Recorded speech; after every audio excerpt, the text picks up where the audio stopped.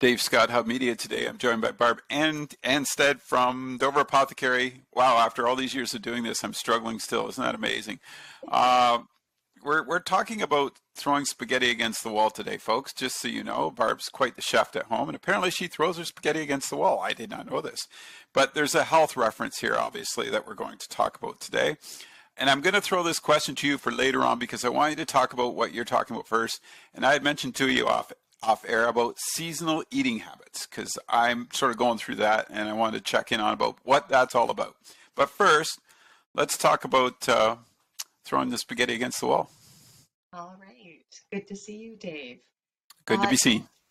It's one of those things that after over 30 years in natural health that you see people... How is that possible? You're 25 years old. I know. It boggles the mind, but you know, what can I say? That's just Dave kissing up, folks. It is. But you know that we love you. So, over all these years, seeing people with health issues that they're struggling with, and you know, when you get to the right person, when you get the right answers quickly, then you can address the problem quickly. A lot of people, I think, are not sure whether they can afford to see some form of a health practitioner. And so they'll try things on their own. And if you sort of, you know, were to go back over the years that you're trying to self-manage and address something that you really don't understand and the money that you sink into it. And it's no wonder that people are like, well, I've tried this and it didn't work, and this and this and this, and they list off all of these different things. Whereas if those steps were taken to put that picture on their puzzle box, because it's essentially like doing a jigsaw puzzle, having no idea what the end result is supposed to be. So when you see a health practitioner that is properly educated in what you're trying to address, you can actually get those answers quicker. And I use the reference of throwing spaghetti at the wall because when spaghetti's cooked exactly right and you throw it at the wall, it'll stick there temporarily. If it's not done enough, it falls off. If it's overcooked and mushy, then it slides down the wall. You know, so you really want it to stick there. And, you know, if your pasta is supposed to be gluten-free, well, you shouldn't be throwing the other kind at the wall at all because that's, you know, and those are all answers. Those are all things that can be investigated, but we have to start with the question, and then we examine options, and then we find solutions, and then we help people apply the strategies. And we do that at the apothecary as well, Dave. That's really, really a huge part of what we're about there, is looking at the whole picture. It's not just about the medication. It's about making sure that medication's not depleting specific nutrients, and if it is, what food sources or what supplements should you be taking. So again, it's that holistic approach is what it's all about. Do you think people, and I want to address that because you brought up a really good point, that people will just keep trying different things. Is it our own insecurities? Is that why we don't really want to look at the issues that we may have? Like, I think, you know, you and I were talking off air. It's like, oh, I have a really bad reaction to tomatoes, but I don't really know why that is. I just don't eat tomatoes. So are we just afraid to talk to someone about it? I think that might be, for a lot of people, I think that's probably part of it. But I think what you're telling, what I get, what you're saying is, you know, come in and have a consultation and find out what it is. Like you said about the puzzle, look at the bigger picture, folks. Look at what, you know, do the checkoffs in the box with Barb, find out exactly what it is that's bothering you and just break it down, I guess, right? But we always think we know best for ourselves, and we really don't sometimes. Well, I mean, as self-management, right? And I mean, honestly, if you don't know what you don't know, you don't even know you don't know it. I know that's exactly a real mouthful there, but it's literally, most people don't understand the cause and effect of what they're putting into their bodies. So when we understand that food as a fuel first, as opposed to just something delicious that we like to eat, and you understand that those symptoms that you're having could be related to whatever your favorite food is. And, tomatoes are a great example, right? Tomatoes and peppers and eggplant and white potatoes are all nightshade vegetables. They have high levels of a chemical called solanine. So the science is there that it's an inflammatory food for people that are susceptible to that particular chemical.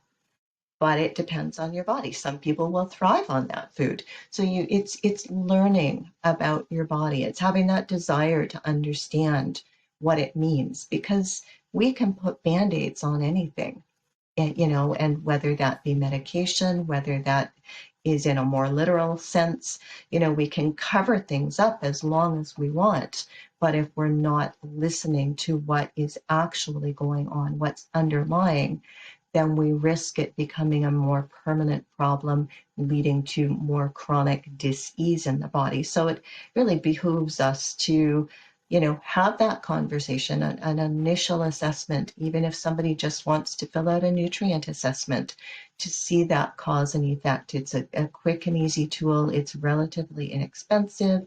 It can be part of a whole consultation, or it can be just a snapshot, because some people will take the ball and run with it, and some people need a lot more guidance than that. But that's the beauty of booking an initial consultation. Is that's how I work with people. It's like, you let me know what you want, and if you don't know what you want, then we look at the options and then we go from there.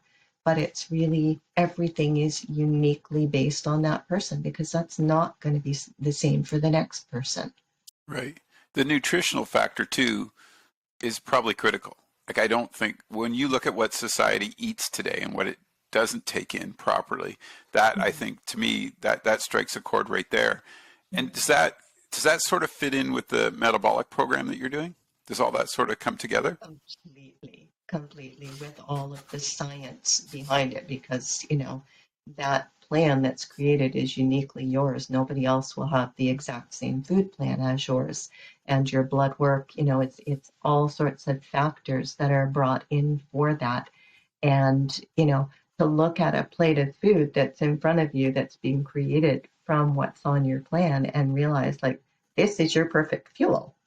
Right. It won't be the right fuel for the next person. There will be variations, maybe in quantity, in the type of food, things like that. But that is precisely what that metabolic balance program is all about. And I'm thrilled to be coaching it. I am, for the differences it's made for myself, it's just been massive. But to see the wins that my clients are having as they follow it Yeah. is just, and again, personal choice comes in there. You can follow it 100%, you can follow it 80-20, Yeah. but it's your plan for life, and you can always go back to it. You can completely adhere to it for a while, and then you can sort of phase into a bit more relaxed state. But your body's going to let you know. It's like, you know what, it's time to toe the line again. Let's get back right into the actual meat of this and make sure that we're following it completely, because seeing what it can resolve for people. One of my clients has had horrific migraines her whole life, and she's like, I don't have migraines anymore. And, for myself, like, I thought those pain levels, that I was chained to those for life, and it was going to continue to erode my level of activity, which was affecting my mental health. Because, as a Yeah. practitioner, if I can't help myself, like, how can I help other people? You feel like a fraud in your own lane, and it just has given me back an entire lease on life. And with the understanding, with a much deeper, after all these years of learning, that Yeah. this tool is that powerful. So it's just, we don't stop learning, we don't stop growing, and we should never stop looking for the why of what we're experiencing, because there's always an answer. We just need the right person to help us get to it. A small example I want to ask you about, with your consulting with what we're talking about, the nutrients. Someone, let's take example, someone that lacks potassium in Okay. their within them. Like, give me some examples of what I'm just, for folks, so they can understand it a bit better. What would happen to them if they don't have enough potassium? What would be sort of the negative effect? Let's say they're not I don't know, they're fatigued. I don't know but what potassium would do. Let's use that one as an example because that's one of the Okay. ones I know a little bit about. All right. Yes. So potassium is a mineral, first and foremost. Okay. We have Right. vitamins, we have minerals. Every mineral needs to be in sync, in harmony with all of the other minerals, because these are what Okay. actually drive everything that's happening at the cellular level. If your cells can't take in nutrients properly or release toxins properly, that intracellular fluid is always struggling. So, when we look at the heart, for instance, that might be an unimportant one to you, Dave. But our muscles overall, okay, we can get cramping. So, if your heart's a muscle, your legs are a muscle, and you're deficient in that specific nutrient, number one, it's throwing off the balance of every one of your other minerals that are critical for your health, but you'll symptomatically, you may experience palpitations of the heart, maybe a racing heart, and maybe a heart that's not pumping steadily enough. For your legs, you may experience cramping. But again, it's a balance. It's not a standalone No. mineral. It has to work in conjunction with and in harmony with, your magnesium and all of these other, your calcium balance has to be right. So, addressing just the one is a myopic view. We need, Right. to have that 360 view of what all of these nutrients are doing for the body. Looking at the food sources, there are Yeah. people on specific medications that are told that they need to avoid potassium because too much potassium is as dangerous, if not more, though, than not enough potassium. So we have to Hmm. have that right Yeah. balance for our body. And that's what I love about the nutrient assessment is that it just, every nutrient coincides with a clear picture of symptomology. Right. So when somebody fills out that particular tool, it gives us a reference point for where they can be improving on certain food intake or avoiding other food intake. But just we like to address that first. The food should be the fuel first, and then we supplement where we absolutely have to. It's a great Yeah, the analogy to whole put it thing is that way great. because it's a holistic Mhm. approach. Plus, it does sound really complicated. I'm sure the folks think that, but it really isn't once you fill in the report because then you're getting an idea of where everything is and you can start. Yeah, that's all it takes, folks, is one consultation to sort of figure out where you're at. Last question. Let's finish up with the seasonal eating I asked at the beginning of the show. So I always find that spring comes, I just crave salads, and my diet tends to change a little bit and you explained it to me. Perhaps you could share that with the folks too. Okay. So, I mean, especially with where we're located in Ontario or, Canada in general, like we've got a great abundance of foods that are grown locally.